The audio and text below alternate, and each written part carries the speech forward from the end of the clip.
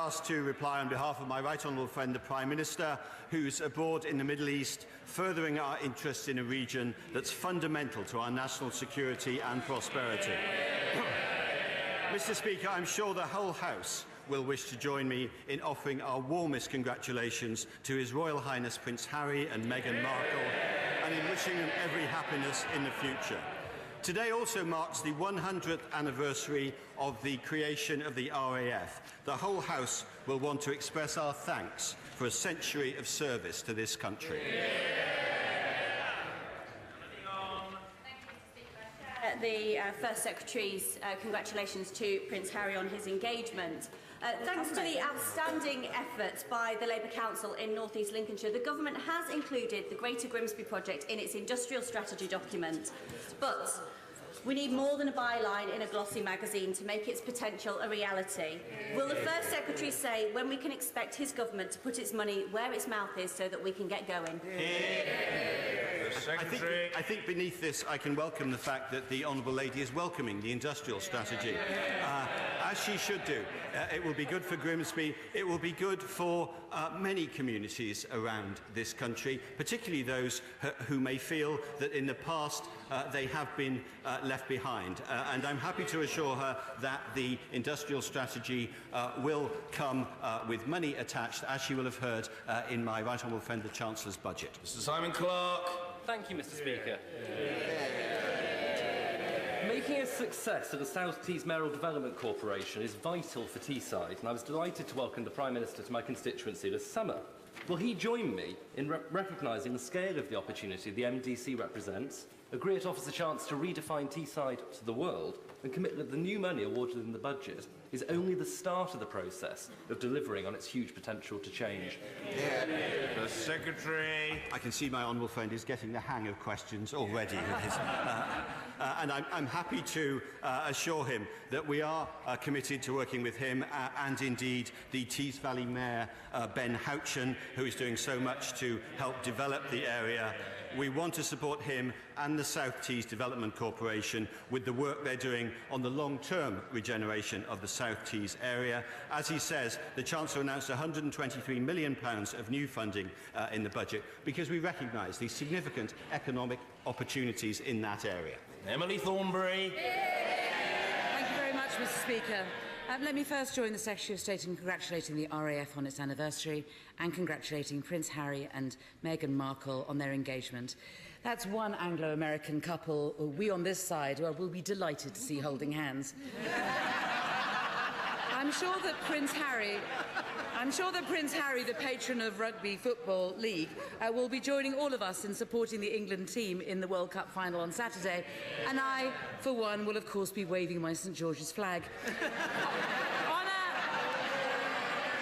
On a much sadder note, I'm sure the whole House will join me in sending our thoughts to all those killed and injured in Friday's horrific attack on the mosque in North Sinai. It is a bitter reminder that the vast majority of the victims of jihadi terror are Muslims. Before I get on with my questions, Mr. Speaker, can I ask the First Secretary a simple point of principle? Is he happy to be held to the same standards in government that he required of others whilst he was in opposition? The Secretary. Yes, I am. I think all ministers should respect and obey the ministerial code, and I absolutely think that that's a very important part of confidence in public life. Can I also echo her thoughts about the terrible events in Sinai, and also say that she may find it difficult to wave the St George's flag, but I will be doing so for the English Rugby League team. As a Welsh rugby fan, I may find it even more difficult than her, but I will be doing so as well. Emily Thornberry. Mr. Speaker, the First Secretary looked rather perturbed at my line of questioning, but he doesn't need to worry. I really am not going there. I merely wondered if he remembered the question he asked at Prime Minister's Questions almost 17 years ago, when John Prescott stood in for Tony Blair, and whether he could answer the same question today. So what's the question? The question was this: what percentage of new nurses recruited in the past 12 months are now working full-time? Secretary. I can't remember. What was the answer there? I can't remember asking the question then, and I'd love to know what the then Deputy Prime Minister answered then. What I'm happy to assure the Right Honourable Lady is that we have more nurses, more midwives, more doctors working in the health service now. The health service is performing more operations now, certainly than it was 17 years ago. And in particular, in the budget last week, my right honourable friend, the Chancellor, was able to announce more than £6 billion extra on health spending, which will make the health service even stronger in the future than it is now. Emily Thornberry. I thank him for that response, but since he failed to answer my original question, I'll do it for him. According to the government's latest figures, more than 40% of newly recruited nurses are leaving full-time employment within their first year. And it is not just the new recruits that are quitting. The overall number of NHS nurses and health visitors is down by 1,500 this year. And the numbers are now lower than when this government came into office. So, why does the First Secretary think that so many nurses are leaving? So he was wrong. There are, as I say, more operations being done, more nurses, more doctors, more midwives. The health service is expanding. We have got 14,900 more doctors, 1,500 more medical school places each year. And we've got 10,000 more nurses on our wards, and we've announced an increase of more than 5,000 extra nurse training places every year. We are, of course, we have said, in addition, the Chancellor said in his budget that we would commit to make sure that the nurses' pay increase, the Action for Change faces, Agenda for Change, the Agenda for Change staffing covered would not come out of other health spending. So nurses can be reassured that this government will continue to support them both in pay and in terms of numbers, and that is why our health service in England is getting better. If she wants to look at a health service where things are getting worse, she can look to the Labour government in Wales. And she doesn't need to take it from me, she can take it from the public, because public satisfaction with the NHS in Wales is lower than it is in England. That's the effect of Labour government on healthcare. I hate to break it to him, but there are more nurses in the NHS than just those who are working in emergency and acute wards, including district nurses. They have halved under the Tories. And guess who picks up the slack if nurses aren't there? It's nurses in emergency and acute care. But the question I asked, Mr. Speaker, is why so many nurses are leaving the vocation they love. Now, according to the RCN, the top 4 reasons are excess workload, staff shortages, low pay and worries about patient care. And according to the government's own figures, the number of nurses quitting because of worries about their finances or their health has doubled since the Tories first froze their pay. So let's get on to the question. With the question that was asked by John Prescott 17 years ago. He said that nurses at his local hospital were warning, and I quote him again, staff shortages are putting patients' lives at risk. So can he tell me, what are those same nurses telling the First Secretary today? What I can tell you is that since 17 years ago, and it's interesting that 17 years ago there were still significant numbers of years of Labour government ahead with all these pressures she's just exposed to us under the Labour government. Since 17 years ago, there are significant more nurses in post, and I didn't quite understand her point about wards, because she seemed to go on and off the wards, but we know that we've got 10,000 more nurses on our wards where people want to see them. And also, if she's interested in nurses' pay, of course, I hope she will find it in herself to welcome the tax cuts that were announced in the budget, the increase in the personal allowances.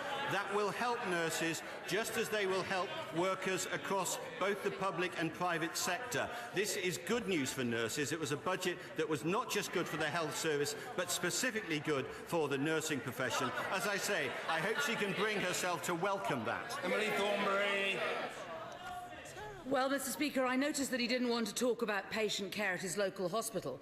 Could the reason be that his local A&E, according to the board's most recent minutes, and I quote, have severe staff shortages in medical and nursing care, means patient safety is being put at risk, and the only option to tackle those shortages is to cancel outpatient clinics. Oh! And it gets worse.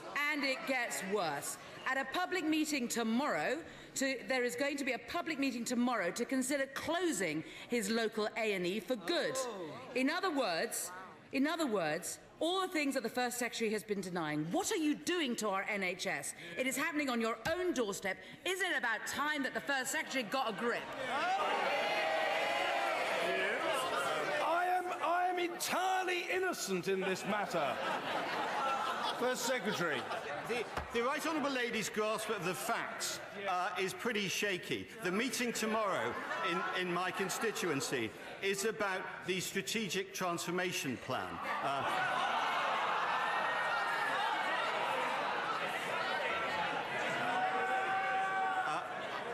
I am happy to assure her that I am entirely in favour of option 1 of that strategic transformation plan, which suggests not just leaving A&E services in the hospital in my constituency, but actually expanding specialist services there.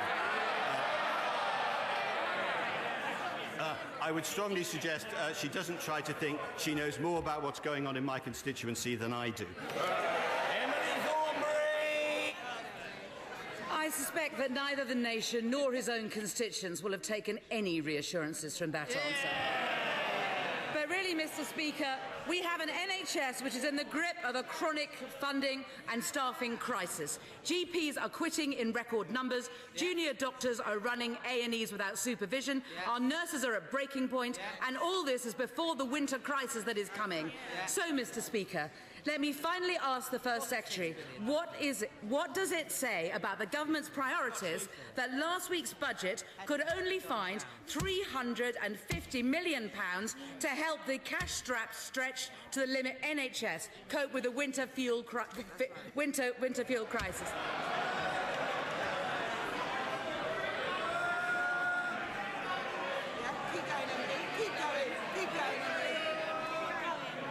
Only £350 million to cope with the winter crisis, and was able to find 11 times that amount to spend on a no-deal Brexit. Yeah. Isn't that the very definition of a government fiddling away whilst the rest of the country burns? Yeah. The Right Honourable Lady is determined to talk the NHS down. It's a Conservative government which is increasing funding on the NHS so it remains the best health service in the world, as the Independent Commonwealth Fund has repeated for the second year in a row. It's this party which promised and delivered more money for the NHS in 2010, 2015 and in last week's budget, where my right honourable friend the Chancellor promised £6.3 billion extra for the NHS. More patients treated, more operations carried out by more doctors and more nurses. And when she says at the end that the government is wasting £3 billion on preparing for Brexit, we now know that the Labour Party doesn't think it's worth preparing for Brexit. They do though think it's worth preparing for a run on the pound. That's all you need to know about Labour. Mr. Speaker, this week, one of Labour's last 2 remaining councillors in Boston crossed the floor to join the Conservative Party. And he said he didn't want to see this country go back to 1973. Will the First Secretary join me in welcoming this new member to the Conservative Party? And will he agree with me that an open, optimistic Britain deserves better than reheated Marxism and Labour's bankrupt economy?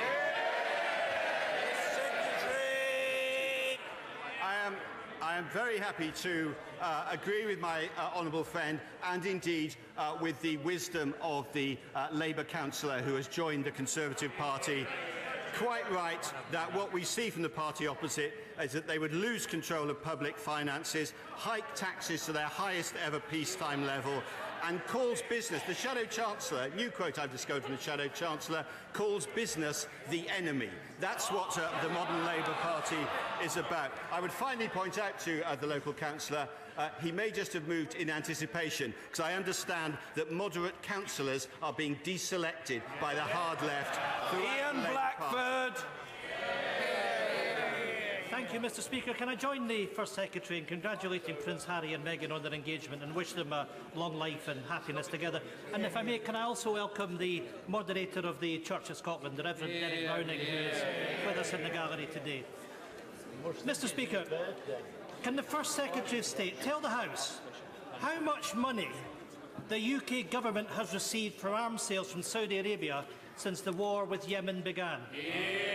Secretary. I'm afraid I don't have the figure to hand, but I do urge the honourable gentleman to recognise the fact, first of all, that our defence industry is an extremely important creator of jobs and prosperity in Scotland as well as in other parts of the country, and that we have, because I'm obviously aware of the very terrible situation in Yemen at the moment, but this country has one of the most rigorous and robust defence sales regimes in the world. It was recognised in a court case last July, and we are absolutely determined to continue the most rigorous and robust system in place, because that's the right thing to do, both for our prosperity and to ensure we keep proper control on arms sales.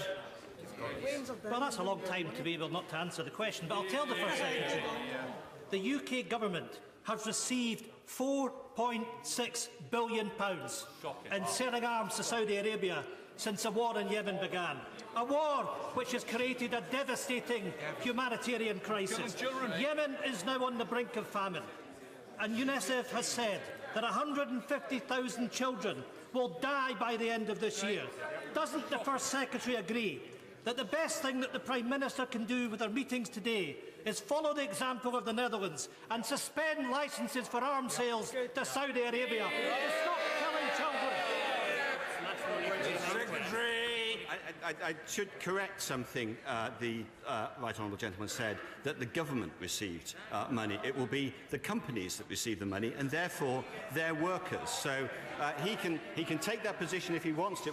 It's I know the Labour Party's position as well, but that would certainly entail significant job losses. Now, what is very, very important is not only that we have the robust regime which I talked about, but that absolutely we continue the humanitarian efforts that we make to try and alleviate the terrible conditions in Yemen. We are the fourth largest humanitarian donor to Yemen and the second largest to the UN appeal. And I would also remind him that the involvement of the Saudis in this conflict came at a request of the legitimate government of Yemen and has United Nations Security Council backing.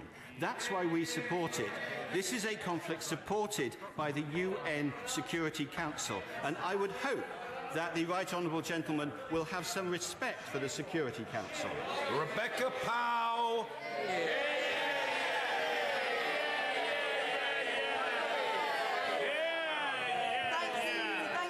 Speaker, this government's ambition to build more homes is welcome, especially amongst those struggling to get on the housing ladder.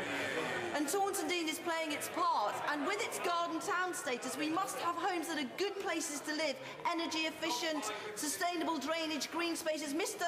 Speaker, maybe even where we have showers where people don't use microbeads in their showers. But we must have the right roads in these developments, and would my right honourable friend agree that the Housing Infrastructure Fund is key to unlocking funds for vital roads like the Spine Road through Taunton and Stapleburn? My honourable friend is absolutely right, and I know what a stout champion she is of the people of Taunton Deane. And she's quite right about the Housing Infrastructure Fund as well. We need more homes, but absolutely we need the infrastructure to back them up. That's why the Chancellor doubled the Housing Infrastructure Fund in the budget. Duffield. Thank you, Mr. Speaker.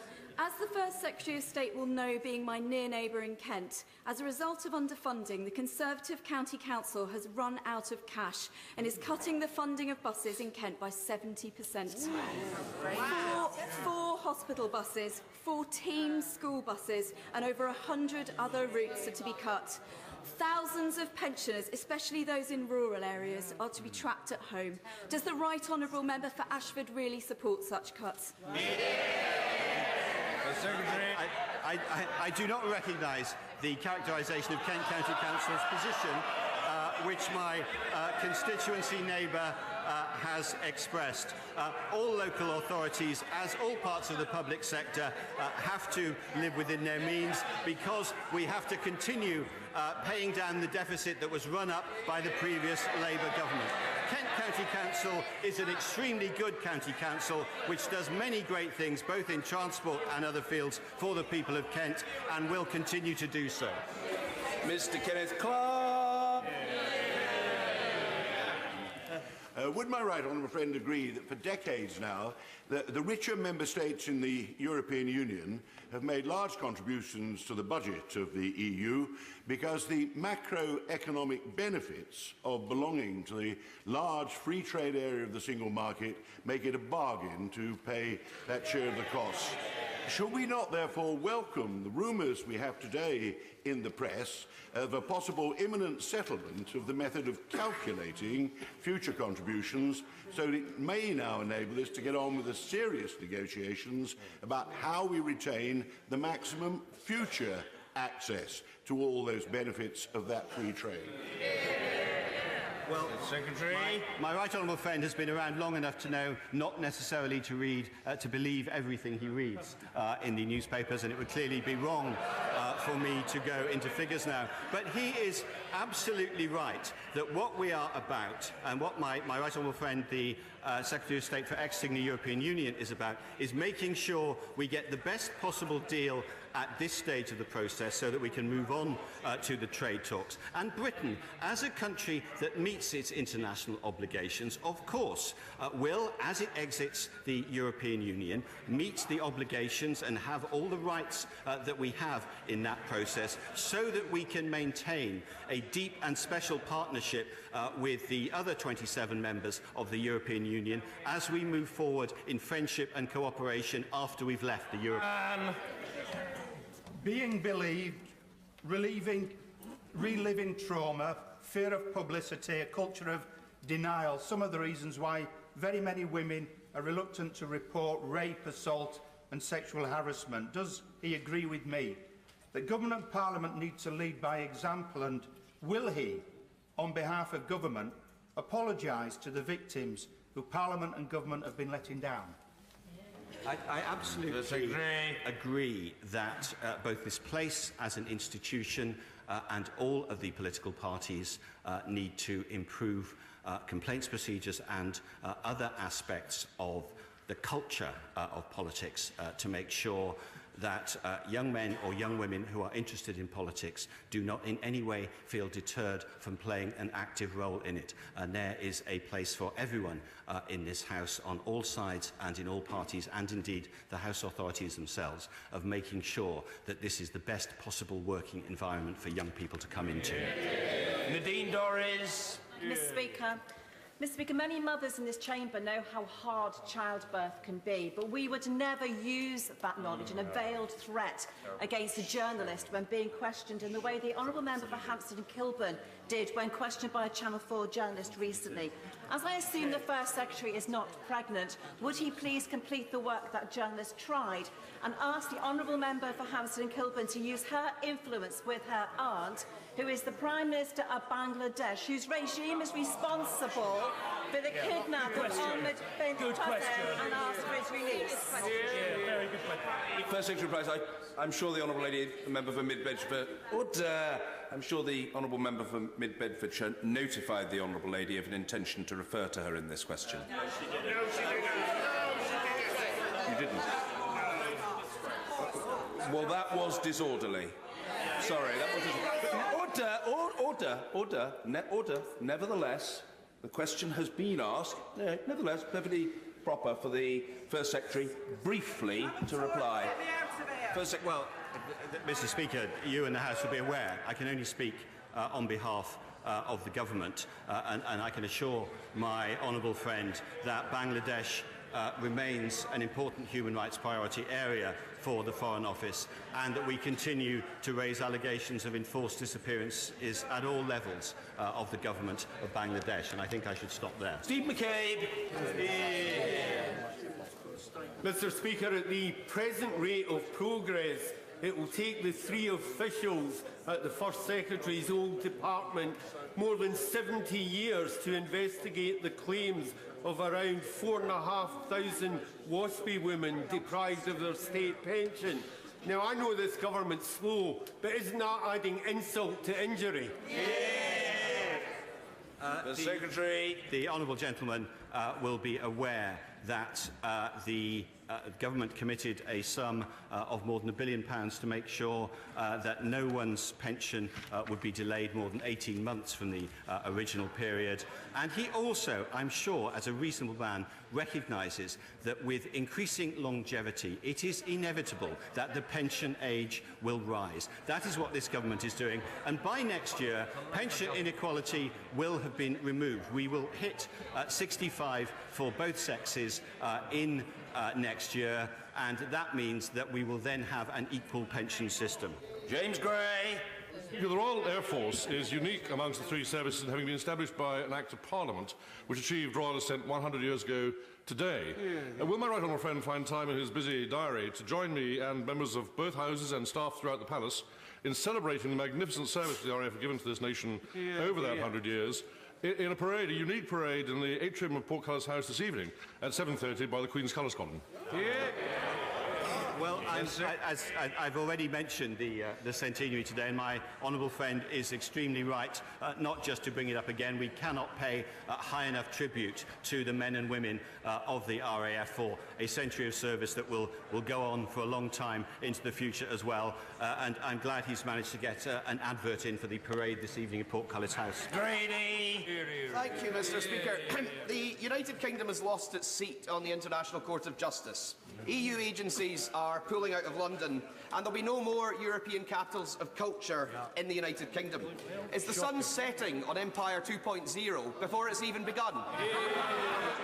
The Secretary. I think the honourable gentleman it's not surprising, really, that EU institutions are not going to be in a state that's not a member of the EU. That can't come as a surprise to the honourable gentleman. On the capitals of culture, I rather agree with him. I think it's extremely disappointing that after they'd let British cities including, I know, some in Scotland, asking to apply to be part of the process, the Commission decided that they couldn't. We are in urgent talks with the Commission about that, and in particular, we're making sure that all those cities who applied can continue with their cultural development, because cultural development has been shown to be an extremely good basis for the regeneration of cities and towns across the United Kingdom. Amanda Milling. Mr. Speaker, this Saturday I'll be announcing the winners of my annual local shop competition as part of Small Business Saturday. So will my right honourable friend wish all Cannock Chase retailers the best of luck, and also wish those winners congratulations? I'm very happy to share my honourable friend's congratulations for her retailers. I suspect many members will be celebrating Small Business Saturday this weekend. It's become an extremely important part of the calendar. Supporting small business is absolutely at the heart of this government's economic strategy, and we should all take every opportunity to celebrate the hugely important work they do in innovation, in entrepreneurship, and in serving the people. Sarah Jones. Thank you, Mr. Speaker. Today, we see shocking new figures that child knife deaths are nearing a 40-year high. 5 months ago, the Prime Minister in this place promised action, but she has failed to deliver. Nothing in the budget on policing, and nothing meaningful to tackle the causes as well as the crime. It's clear we need intervention now, and not just from the Home Office. Funding youth workers in major trauma centres is proven to get young people out of the cycle of violence, and it would cost £6 million a year to fund. Will the First Secretary, in his role, establish a cross-government programme of action to come good on the Prime Minister's promise? First Secretary. Well, I'm sure the Honourable Lady is aware that actually the stance on knife crime that this government is taking is tougher than ever. We've made punishment against repeat offenders stronger.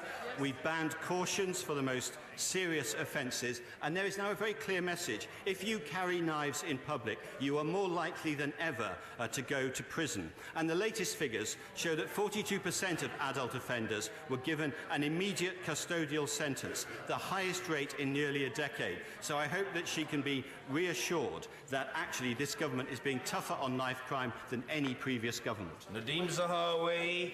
Speaker, does the First Secretary agree with me that we don't need to break into the computer or the iPad of the member for Hayes and Harlington to work out that £500 billion that he wants to borrow will attract £7.5 billion of interest payments every year? Well, the one difficulty with that otherwise ingenious question is that it bears no relation to government policy, for which the right honourable gentleman is responsible, but rather to that of the Shadow Chancellor, for which he isn't. Wayne David. Mr. Speaker, Sharon Jones is a constituent who had a malignant brain tumour removed some 20 years ago.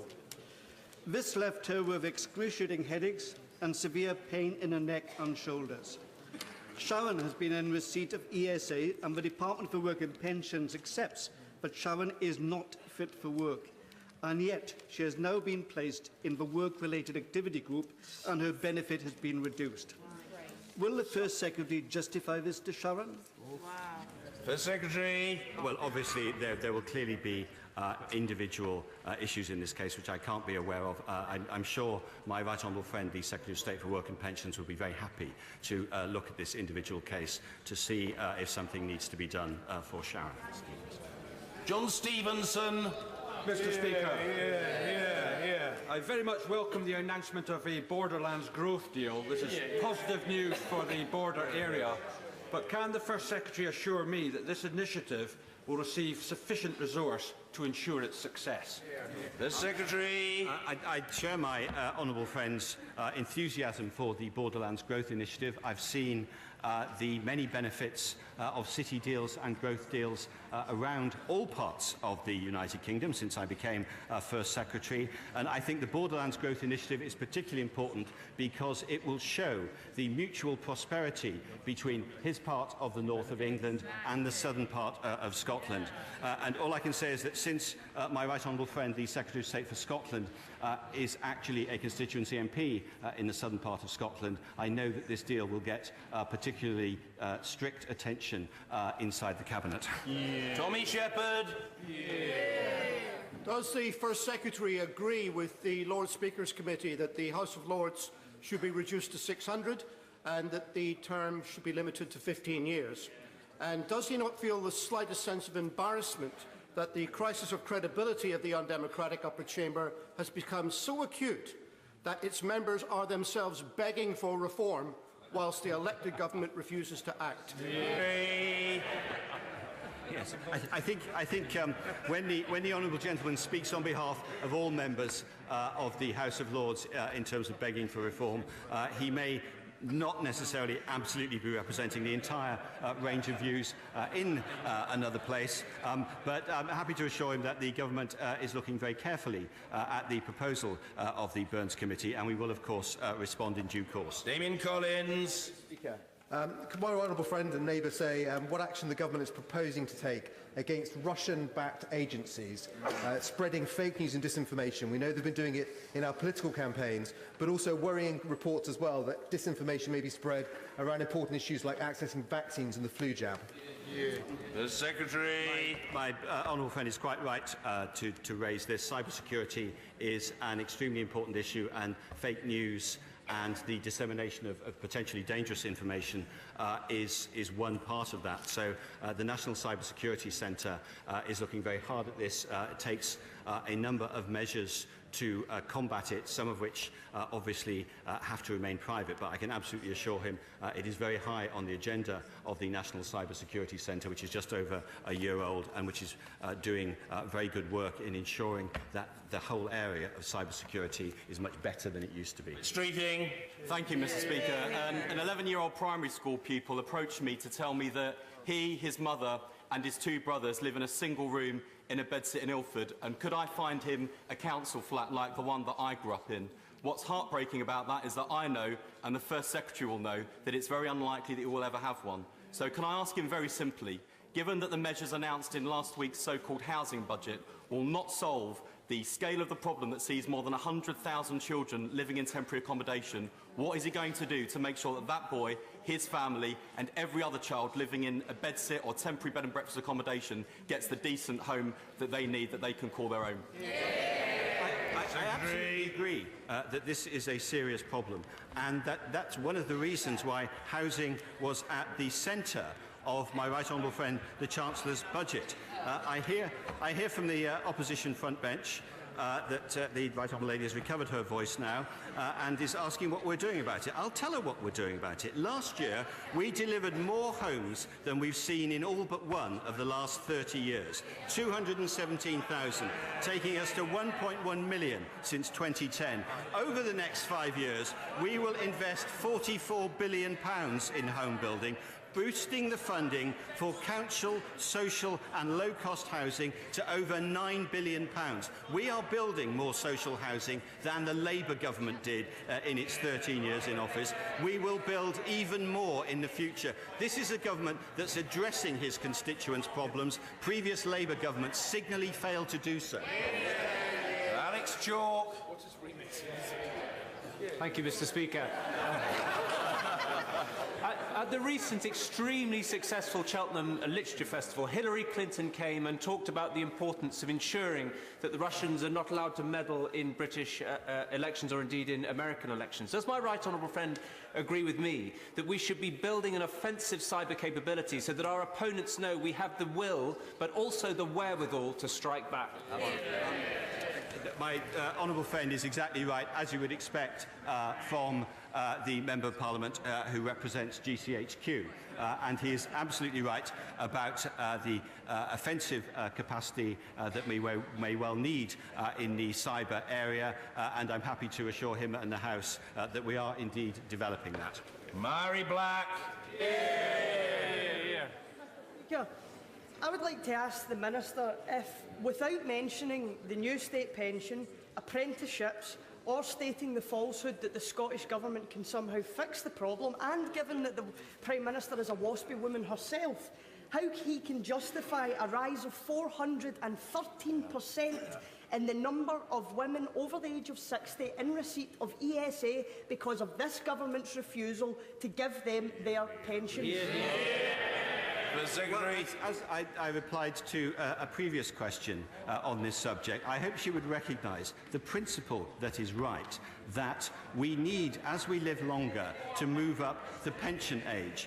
And she knows as well as I do that actually the Scottish Government does have the capacity to top up welfare payments. They like to sit here and deny this, but in Holyrood they know they could do this. So, as ever with the SNP, they should stop simply moaning in this chamber. They should go back to their own government in Scotland and say if they want to do something, they should do it. They should get on with the day job of running Scotland.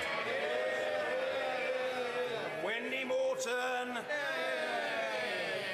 Mr. Speaker, I very much welcome the government's modern industrial strategy that was launched this week. Does my right honourable friend agree with me that it's really going to be important as this country moves forward? We seek a global Britain in creating more and better quality jobs.